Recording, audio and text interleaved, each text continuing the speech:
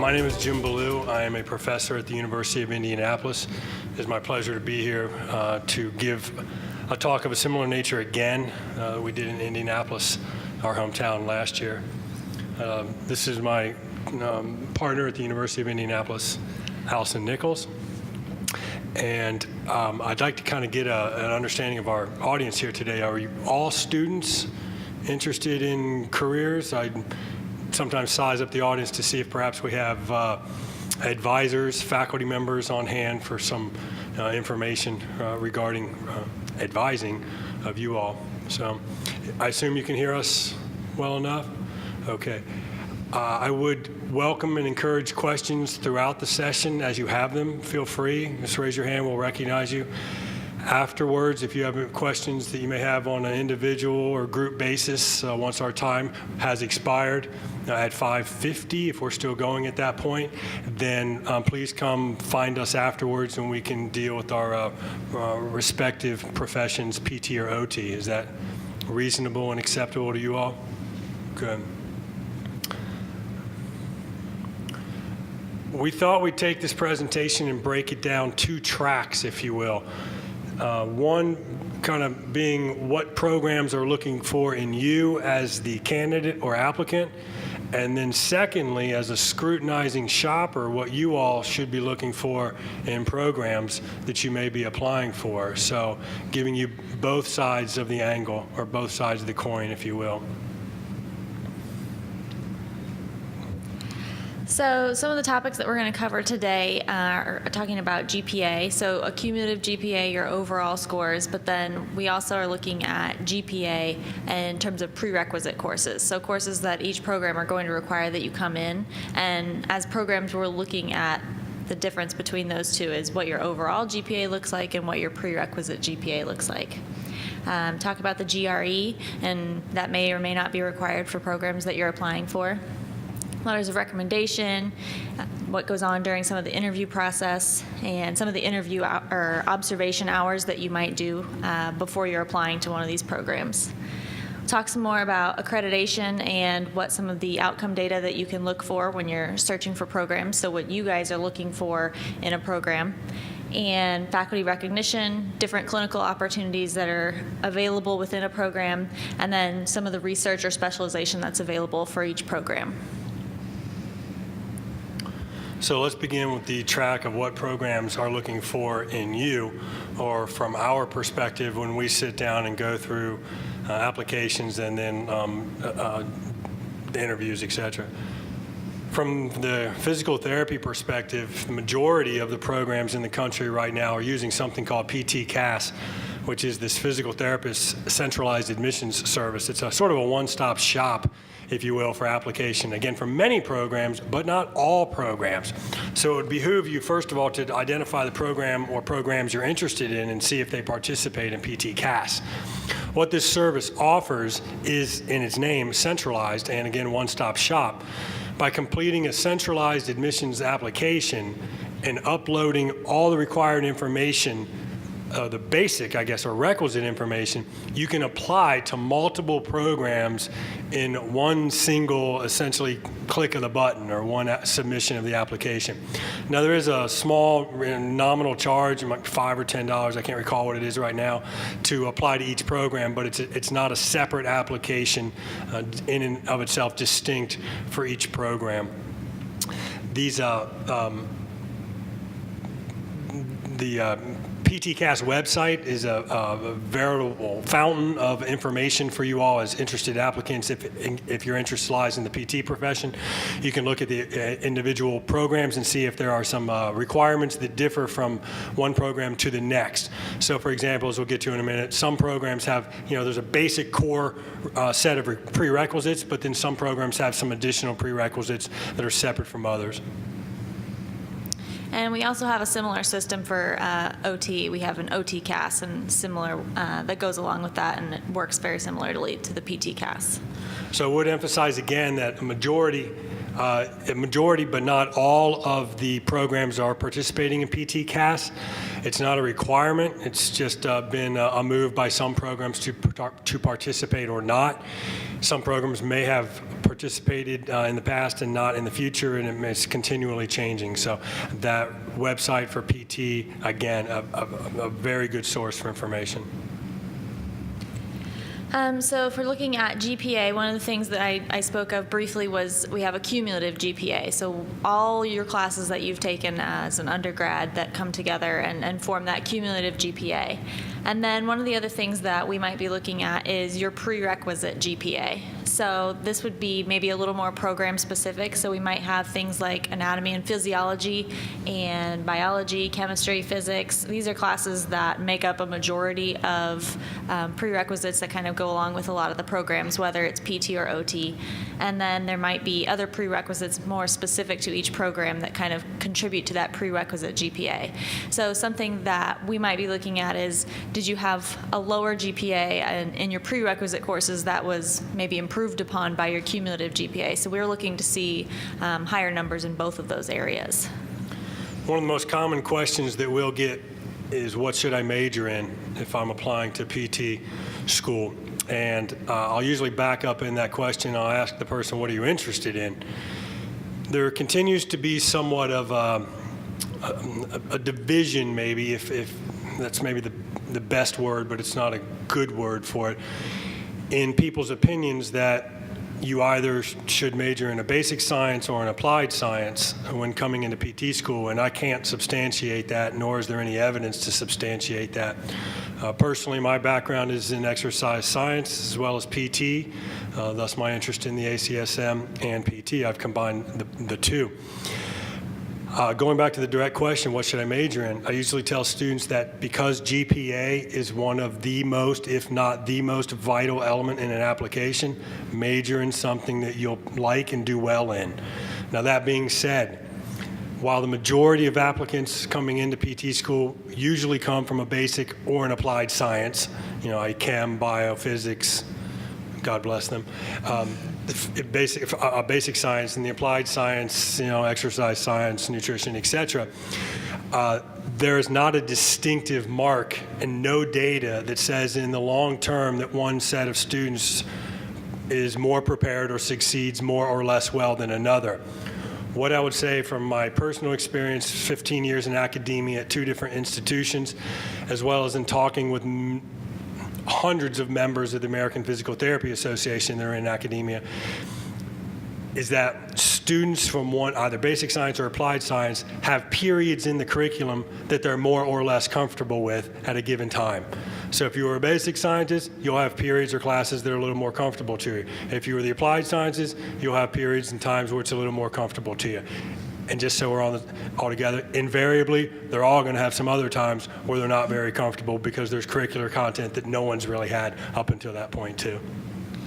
We've also got included on here something about application minimum versus the accepted average. So you might see that you're required to have a GPA of a 3.4 or something like that to apply to a program. And that would be the application minimum, where in reality we tend to see a higher accepted average than that. So I think our last course, or our cohort that we're admitting in the fall, the average is a 3.7 GPA that's coming into the program, even though we only require a 3.3 for the application. And I think PT has something similar with that. So again, as I've said, students applying to PT programs tend to be a very scrutinizing, and I use that term positively, scrutinizing group, and you should be a shopper for your future. Compare programs, apply to more than one, apply to more than two. Ask the programs that you're interested in, what is the average of the accepted group? Because it won't be what the minimum GPA to apply is. So I think you can get a much better understanding of your competitiveness in the field applying if you understand what history has shown for the GPA of the group receiving admissions. And I hope I expressed that clearly. Good. I'll let you do this one. GRE is a requirement for many PT programs. I want to say all, but there might be an exception. The reason that the GRE is required at most PT programs is because it has been shown to be a significant predictor of success in PT school, as well as in passing the national licensure exam at the end of the PT curriculum. For good or bad, what the GRE is, it's a predictive value. We all understand that there are outstanding students and outstanding clinicians that maybe do not do well on standardized tests. I would throw myself in that bunch, but there are nevertheless many predictive variables that come from the GRE. I would say, again, in my experience in academia and on admissions boards, the verbal section of the GRE is traditionally the lowest area in the students that I've seen in 15 years. I've also gone on record and say I think that's one of the areas that's most easily improved with some practice. Many of the online, if not still in print, sources for GRE practice oftentimes offer something perhaps titled the 100 most commonly used words on the GRE or something of that nature.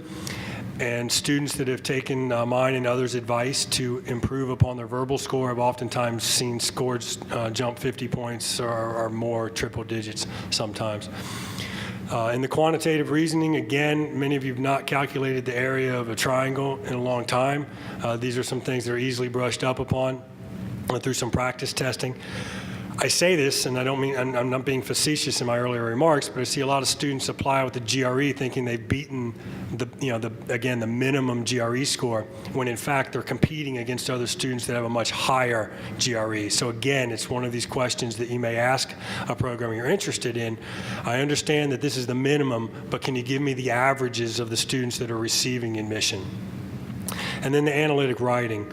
Now, a minimum score on the GRE will vary across programs. The ones I'm most familiar with, I would say, either have somewhere in the range of 1,000 combined to 1,200, perhaps. Fewer on the 1,200 side and more to the 1,000 side. It is important to keep in mind, too, that retaking the GRE is an option for most every program I'm aware of. There may be exceptions. But how schools use the GRE score varies. And again, this can be to your advantage to determine this information beforehand. In this, I mean, if you repeat the GRE, it is very possible that your combined score is greater the second time, and that would be the score used. But it's not uncommon to see students apply who performed better on one section and worse on another. And so what some programs will do is they'll make a combined GRE score out of the individual sections. For instance, you scored highest on the verbal in your first GRE versus the second take, but your quantitative was higher on the second. They'll take the highest of the three elements from each individual test date. Did I explain that well enough? So again, this is a matter of understanding the program's application requirements and using that information strategically. It's public information. It's there for your asking. Some of it's not printed on websites, but it is available for you in calling and talking to the admissions department or the faculty members and responsible for that. So for letters of recommendation, we're going to see the number of letters required for each program is going to vary, and the type of letters of recommendation, so who they're wanting these letters to come from, might be different. They may want some from an advisor, they may want an employer, they may want someone that you have done some supervision or some observations with. Typically, we want to see something that's coming from a PT or an OT that you have spent time doing observations with. One of the requirements we have is that at least one letter comes from one of those individuals, and that gives them an opportunity to give some insight into what kind of therapist maybe they think that you might be. And so that's one thing that we see a lot of in letters of recommendation.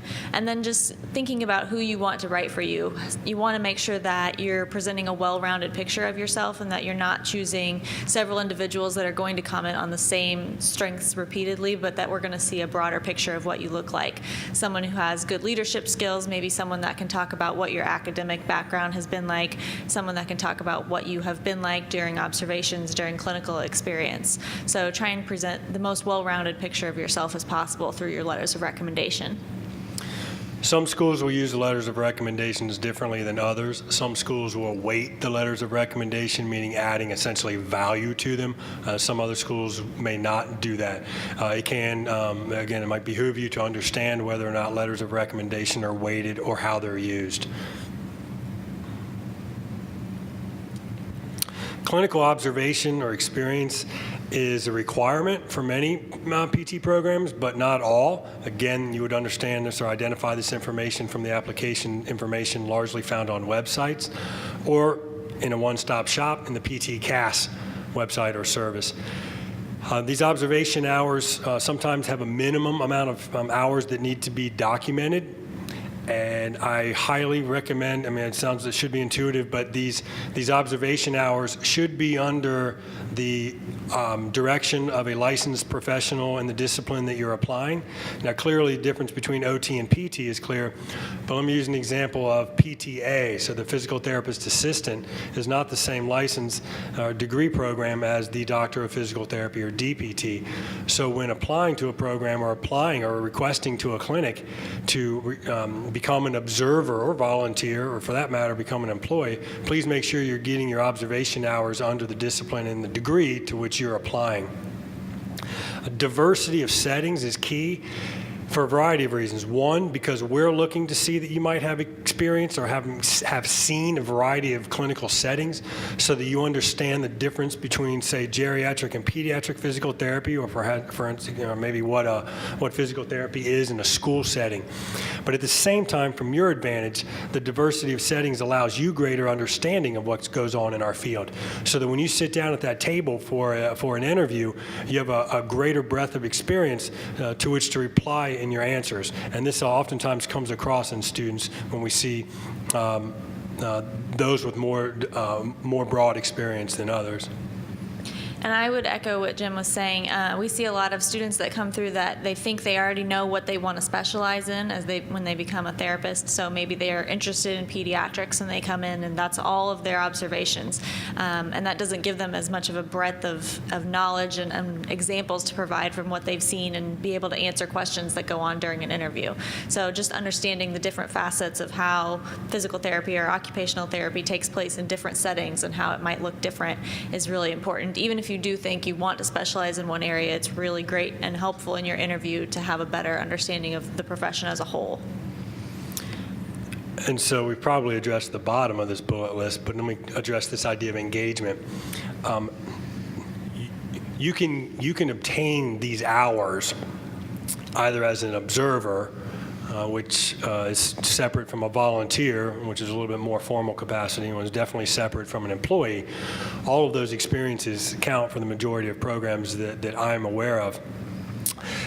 So oftentimes it's asked, how do I get these observation hours? So I'll address that now. Almost every physical therapist is aware that students need these observation hours. So clinics are oftentimes aware of this need and will oftentimes have some mechanism in place to allow for observers to come and spend some amount of time. The only way to find that information out is to contact that clinic or hospital or that PT setting directly, express your interest and desire, and tell them what you have in mind. If, for example, you need 30 hours to apply to University X and you want to do 10 at Clinic A, B, and C, tell them that you're interested in getting 10 hours at that. Now, strategically, I also assuming that in many cases, you might be applying to a PT program where in your geographic region, a lot of times these PTs in that area are going to be alumni of that program. So don't hesitate to use, again, being strategic, tell them that you're interested in applying to the University of X, and likely there's alumni from the University of X that would be maybe more inclined to taking on an observer who's interested in applying to their program. Hopefully I've articulated that well enough. Okay. Last point on engagement. When you're there as an observer, engage, participate. You're not going to be able to treat patients, and you'll be able to do what the licensed professional allows you to do, but ask questions, be interested. I've had many occasions when I've been in the clinic and seen observers who look slightly less than dead, very uninterested, and they're clearly setting the wrong presentation for someone to interpret. And I say this because it's not unlike that person to then contact that physical therapist or the person that supervised them in the clinic and ask for a letter of recommendation. So be perpetually aware of how you present yourself. PTs, I've said students applying to PT programs should be and oftentimes are scrutinizing, but PTs are scrutinizing as well in the sense that people that are wishing to enter into our profession, we're wanting to enhance and grow our profession, so we're looking for those professional models even at the younger age or before you've gone on to or entered into a PT program. So consider the presentation that you offer to the clinic, and it will likely enhance your entire experience.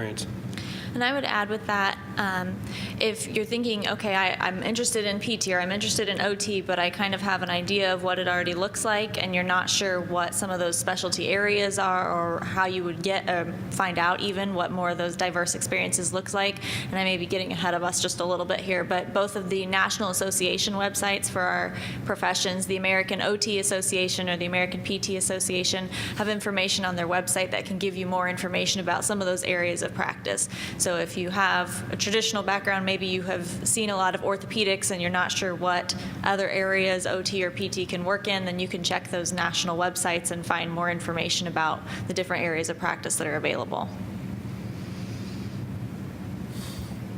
So another thing that's really important that PT and OT programs are going to be looking for is your professional awareness. And so looking at maybe what are some of the current trends that are going on in that profession. You might be asked questions in an interview that try to get some information from you about what you already know about our profession currently and maybe what is possibly happening in the future for our profession, and trying to find out what kind of research you have done into this profession that you're applying to be a part of, and making sure that you understand a difference between the profession that you're applying for. Jim mentioned if you were doing observation hours that you might make sure that you're spending time with someone in the discipline that you're going to be going into, and as well as someone who has a license for the program that you're applying for. So we want to know, do you know the difference between what a PT and a PTA does? Do you know the difference between what an OT and a CODA do?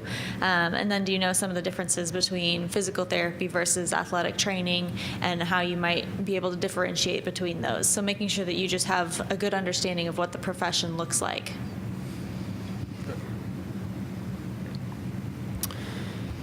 The interview process varies across each program, and again, there are some programs that do not interview at all and simply evaluate candidates on paper. Many programs interview out of personal interest. And in this, chiefly one of the things that we would be looking for, as Allison addressed, is your awareness of the profession. But I would consider, I would offer to you to look at the interview as an opportunity, as a two-way opportunity. We're evaluating you, but I hope you're evaluating us. Because if I said to you, we're not interested in everybody, that's probably clear, but I want you to not be interested in everybody either. I want you to look for the program that best suits your professional goals and needs, which we'll talk a little bit about as we continue today. But you will interview at a place that hopefully you feel a comfort level, you feel a calling towards, and that's hopefully where you would choose to spend your time in a PT program. Come prepared to ask questions. The interview by nature seems to be you sit down and answer questions, but come prepared to answer questions. Hopefully you'll be given that opportunity to do so, and know something about the program and faculty. Candidates who appear to have no awareness of the program they're applying to, it becomes somewhat obvious that they just clicked another button on the centralized application service and showed up for an interview because they had to.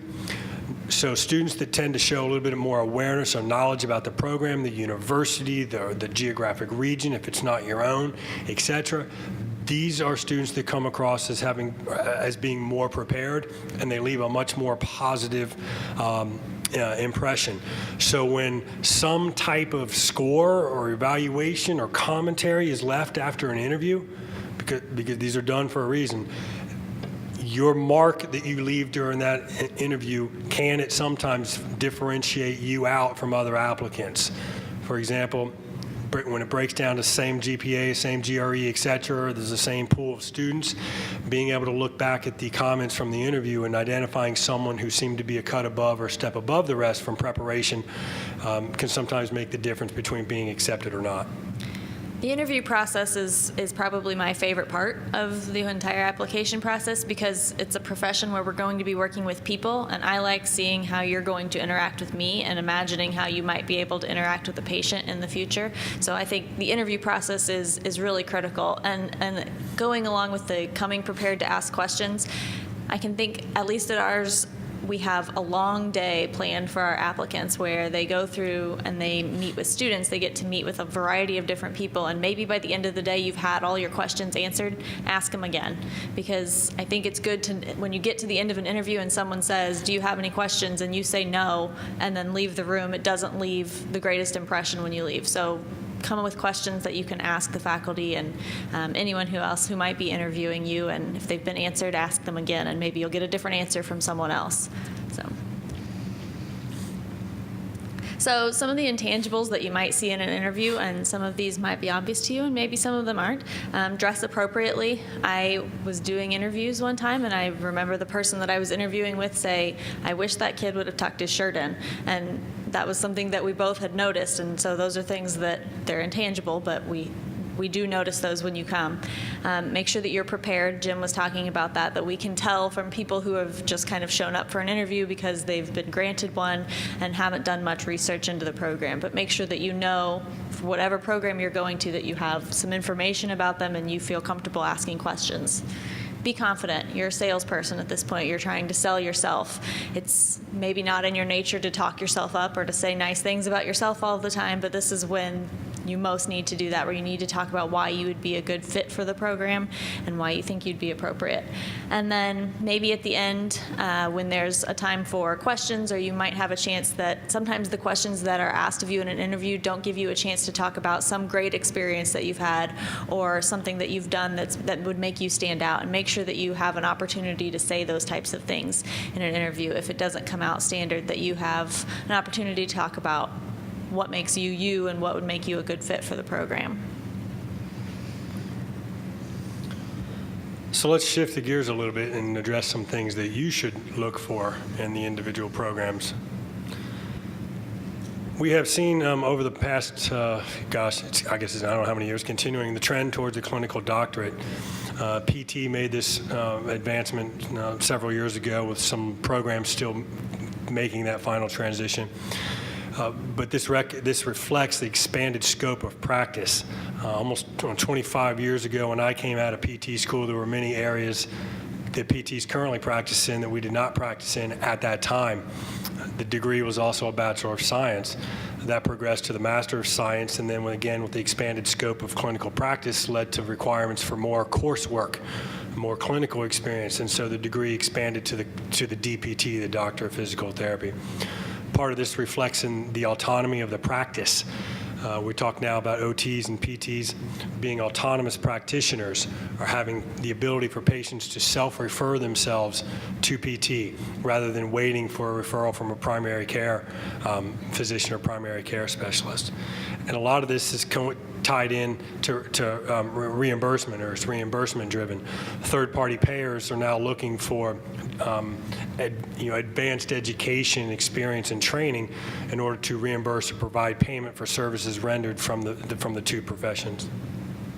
And I would say, in terms of occupational therapy, right now we are required to have a master's, is what you're going to see. So you see a lot of Master of Occupational Therapy programs, but we are also trending more and more toward a clinical doctorate.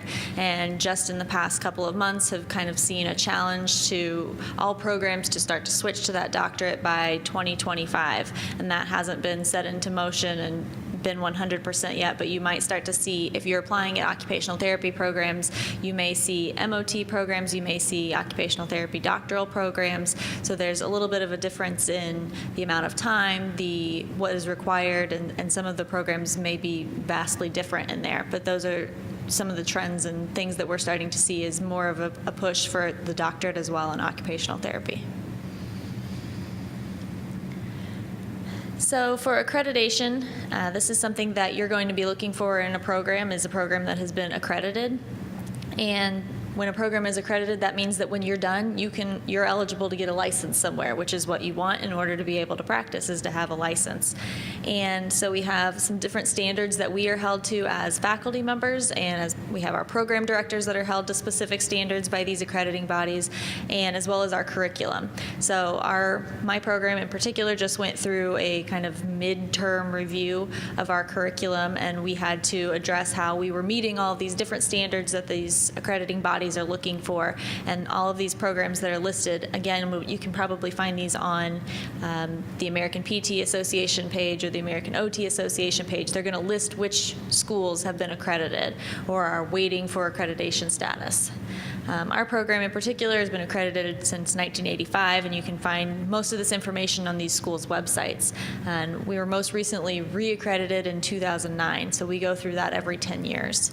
And PT was most recently accredited in 2011, and they also go through it every 10 years. 10 years is the longest cycle that a program can receive accreditation for. So with that question, you're wondering why 10 years, that's the longest a program can be given accreditation for in PT. Same for OT. So this is just an example of something that you might find on, this is from our website that we have available. And it's a little bit more about the outcome data. So we are required from our accrediting body to publish information about number of graduates that we've had in the past 3 years and how they have performed on the national exam, which provides them the ability to accept their license and receive their license. There might be information about the graduation rate, what their employment rate is, and employer satisfaction surveys. So we're required to gather all of that information. We don't include the last couple on the website necessarily, but we have that information, and you could reach out to a program and possibly receive some of that because we're required to gather that through accreditation. So you might see some of this information on here, and it talks about how many times people had to take an exam, and so that if you're seeing maybe that these people were taking the exams and not passing on the first time, then maybe that's something that should be a red flag for you. If you're going to have to pay $500, $600 to take this national test at the end of the program, and only 70 or 60% are passing, then that could be something that could be concerning to you. First-time pass rate's one of the things that's advertised most across programs to remain competitive.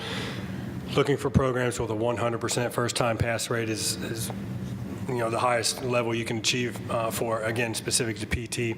But as the consumer, again, scrutinizing shopper, look around. Look at graduation rate and look and maybe ask questions of those people that do not graduate, why not? That's a fair question. It's definitely an informed question and a scrutinizing question. I would look forward to that question. There's always the assumption that it's maybe reason X, Y, or Z, and that may or may not be the case. Asking about employment is critical as well. Employment, particularly in the region that you may wish to return to or stay in for practice. So understanding what the job market is like, and also employer surveys. But this, I think, it can be tied into if you're looking for observer hours or you have familiarity with clinics. Ask what the reputation of whatever program you're looking at is. Determine its reputation within the community that you reside.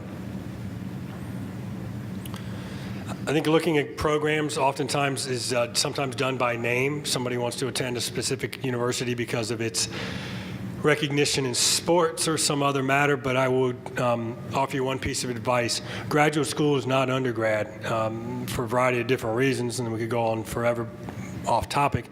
But with graduate school, the focus is on to a much greater emphasis on your professional development. And PT and OT are both professional degree programs. That being said, there aren't per se electives that you piece together like you might have in your undergraduate program. So there is a different continuity and different involvement at the graduate level in a university than there is undergraduate.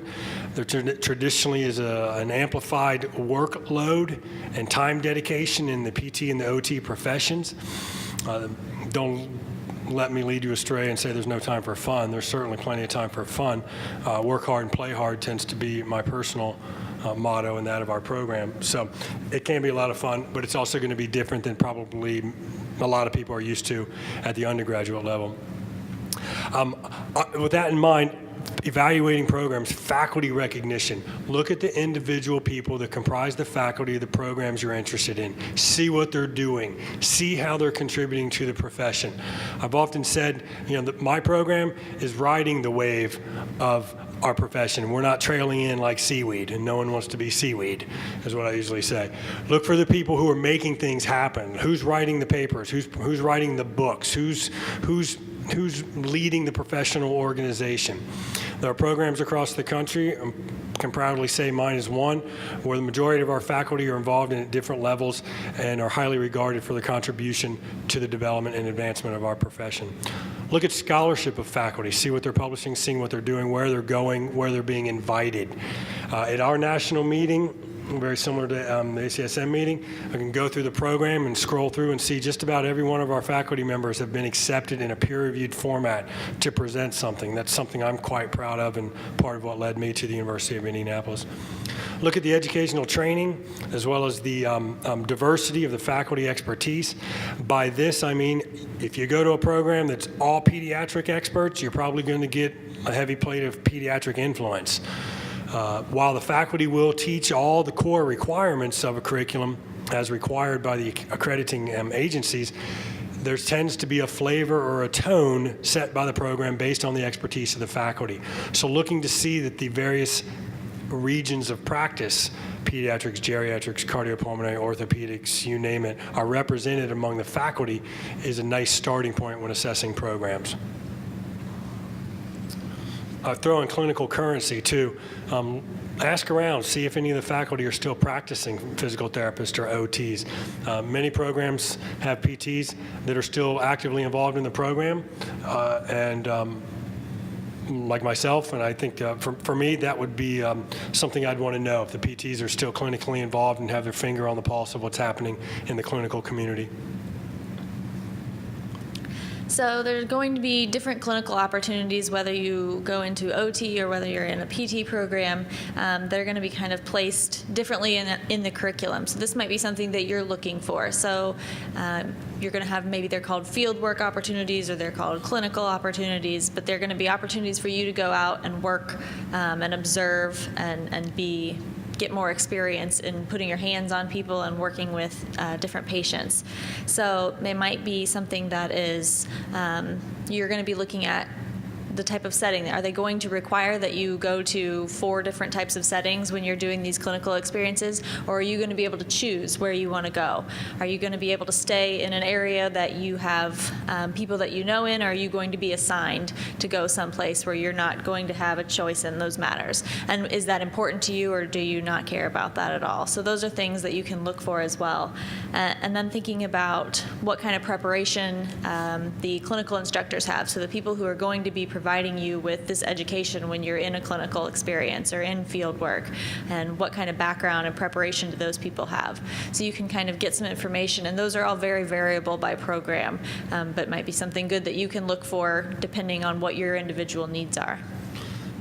I think a point in sizing up a program, evaluating them from your standpoint, is also looking at this geographic distribution of where their internship sites are.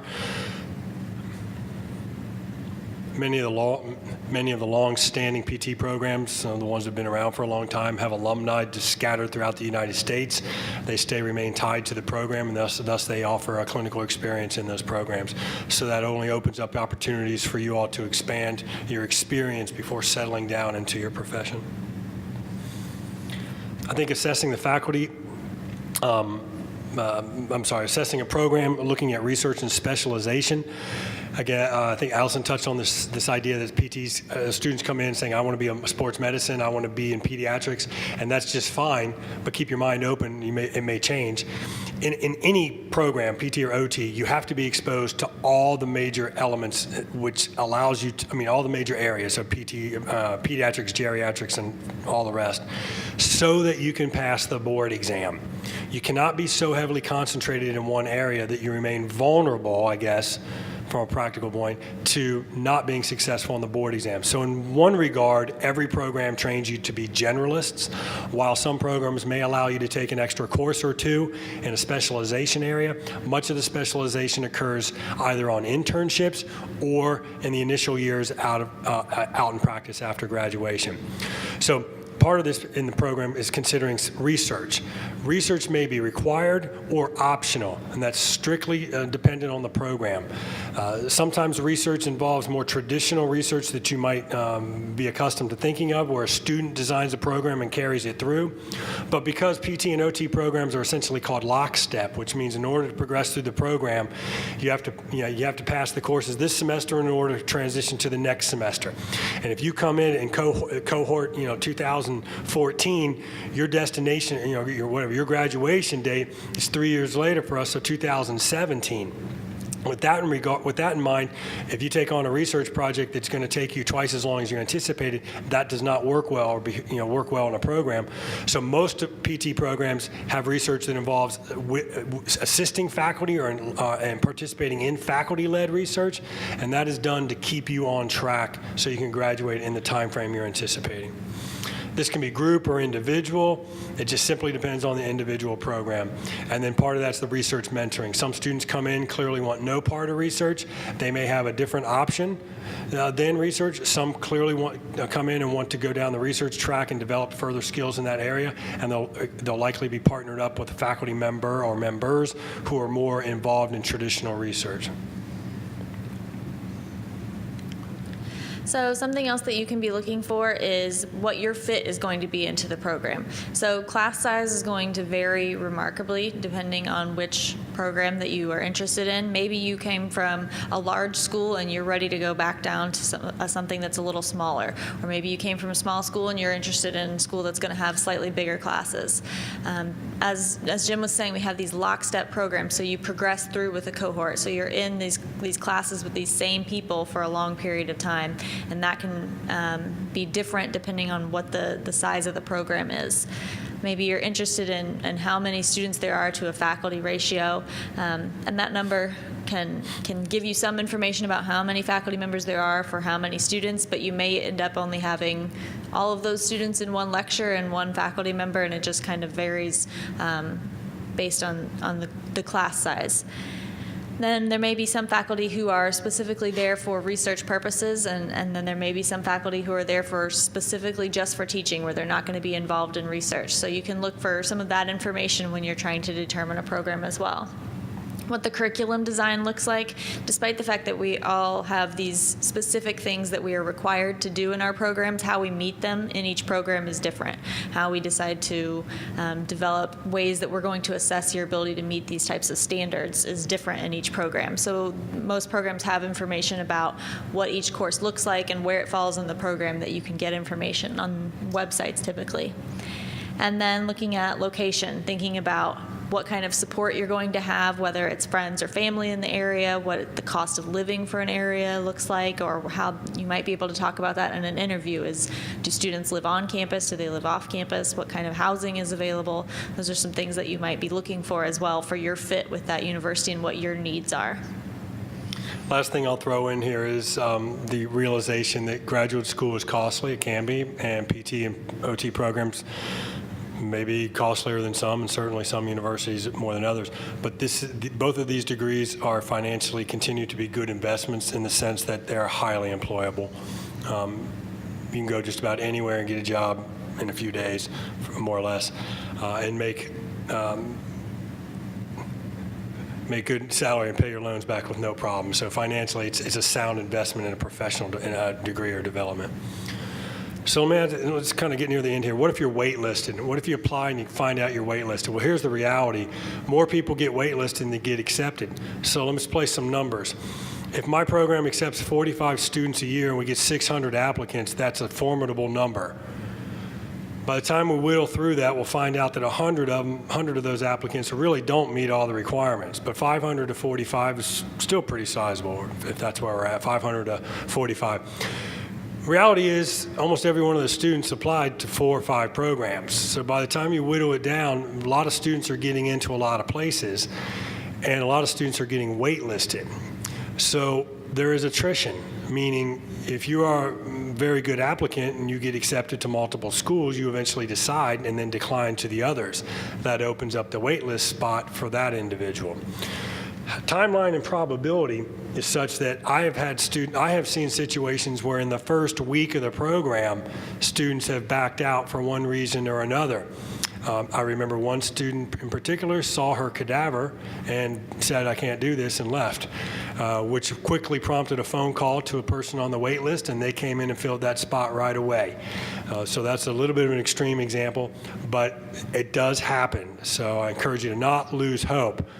But with reality in mind and being practical, reapplying.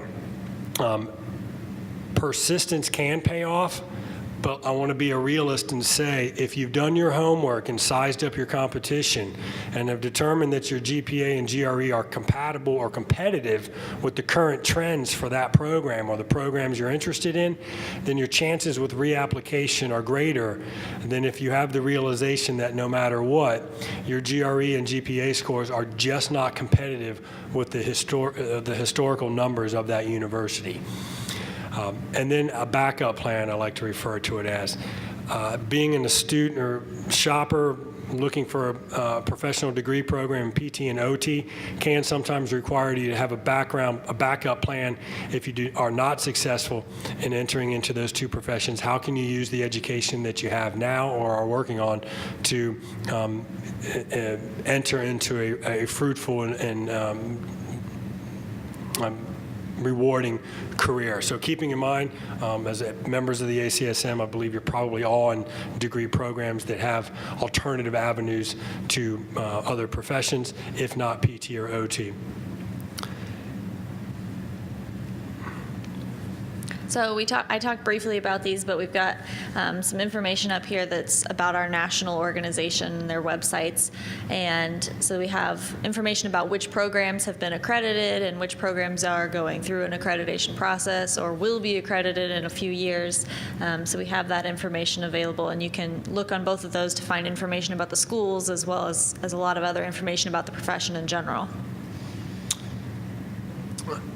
So that concludes our formal information for you. I would like to open up the floor to any questions that anyone might have, but I would like to conclude with one statement saying, choose wisely. Your time in a PT and OT program is relatively short in regards to the time that you'll spend as a professional. Those of you entering into the PT profession, you'll spend a few years somewhere, and there's a good chance that we'll probably run paths across each other at some point in a national meeting. If that happens again, I wish you the best of luck in your academic pursuits, and if we do ever cross paths, be sure and say hi. Let me know you attended this session. I'd enjoy meeting you again sometime. Any questions anybody has? And if so, I believe the gentleman would like it at the mic because they're being recorded. Thank you. I know we did a nice job, but no, please. Good. I knew we had questions. I Yes. was wondering, with the prereqs, how much goes to the overall GPA of the prereqs, and if you weight the individual prereqs themselves, so developmental psychology versus anatomy, and how much you give to each science or prereq, if one gets weighted more than another. For our program, we're simply weighing all of them together as a whole. So what the prerequisites look like, whether anatomy to us means the same as developmental psychology, to go along with your example. So we weigh all of our prereqs as really just a whole together. So what are all of the prerequisites for the program? What is your GPA in those courses as a whole, instead of looking at, well, what did anatomy look like and what did psych look like? We might, if you come in for an interview and we see that you retook anatomy because maybe you got a C+ in there and you wanted to improve that to get your GPA up, then we might make a comment to you about, oh, I see that you retook anatomy and you improved your score. So that might be just something that we comment on, but we weigh it together, at least in our program. How prereqs are weighted versus cum varies a little bit between programs, and it is a fair question to ask any of the programs, but the ones that I'm aware of do lump it, as Allison said, in terms of this is the prereq GPA. So as long as your, say, chemistry classes fall within a certain level, then it's appropriate, no matter what the specific course title was per se, I guess. Does that answer your question? Great, you're welcome. Right, I was going. Yeah. I'm actually applying for PA school after I finish my master's, and I understand that they have some of the similar requirements for the programs, and there are just certain classes that I wish I would have done better in, and I know some friends in the same situation, but what would you say would be the best way to better those courses? Because I know a lot of places, even if you retake them, just they don't really, they'll combine the scores or not really count that second one. So an excellent question, and I would state that I think PA would be a nice addition to this panel for the future. So perhaps in feedback, some of you might leave that. I think that would be a nice addition. It's difficult to answer for all programs how to best improve on previous coursework. Is that summarized? Programs vary in how they do that. Some, if you repeat a class, they'll take the higher grade, the better grade. Some will average it so that the A and C balance to a B. That's specific to the program. You can ask that. Obviously, in an individual case where the person has a higher grade, it's to their advantage if that's the only grade taken. And in that case, maybe you're looking for the programs that do that. In many cases, taking additional coursework to try and bring up a GPA becomes mathematically somewhat futile. At some point when you have so many quality points, a few more A's just really is not going to make a difference. In that case, emphasis on trying to boost a GRE score, if it can be, is an area where sometimes people move up 40, 50, 100 points, depending on how low oftentimes verbal is. And then again, maybe understanding the specific nuances of the individual programs. For example, with no names being mentioned, there are programs by reputation that can be much more selective based on supply and demand maybe as well, leaving some programs that do a very good job at educating PT students but are less well known. Their criteria for admissions may be a little bit different, and bottom line, said differently, it might be a little bit more beneficial to you as an individual applicant. Best of luck to you in PA.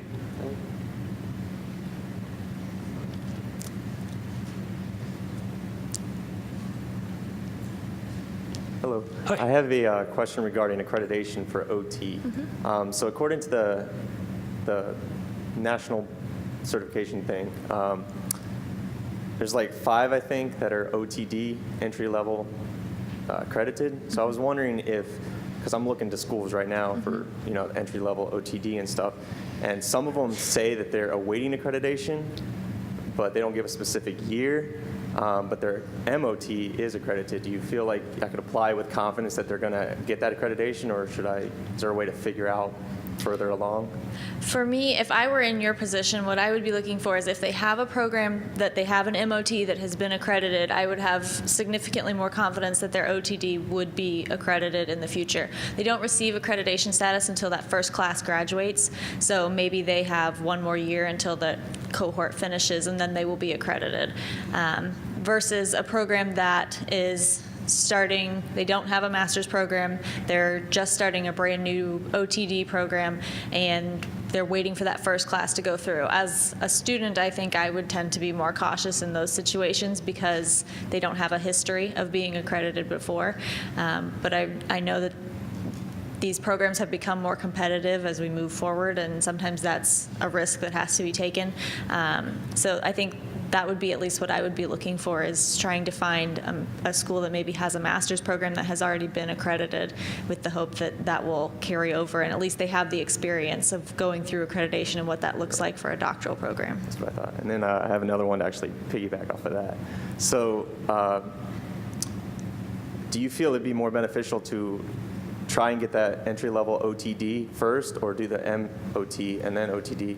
Like, do you think in the future, like, licensing is going to be different between the two, or is it going to be kind of like PTs? And I don't expect that it will be any different. Typically what we have done, and as the degree requirements have changed, that anyone with whatever degree it was before is grandfathered in, is kind of the term that they use. And so, and I think we just switched the MOT in 2007, so anyone that graduated before 2007 likely only had a bachelor's, and so those people just grandfathered in. They received their licenses in the same manner, and none of that has an effect on being able to get a license. And as far as trying to choose between the two, the big difference that you're going to see is related to research and to the amount of time it will take to go through the program. There's an additional 16-week field work that's added in the doctoral program that's not a part of the master's. And so those will be some of the biggest differences that you will see is in some of the research and then also in your clinical experiences. Okay. Thank you. Any more questions? Looks like not. So I'd like to thank you for your interest in this session. On behalf of both of us, we wish you the best of luck with your future plans. I hope you find as rewarding a profession as we have found, and I hope you enjoy the rest of your conference this week. Take care. And if you're interested, I believe we'll be hanging around for individual questions, if you like. Thank you.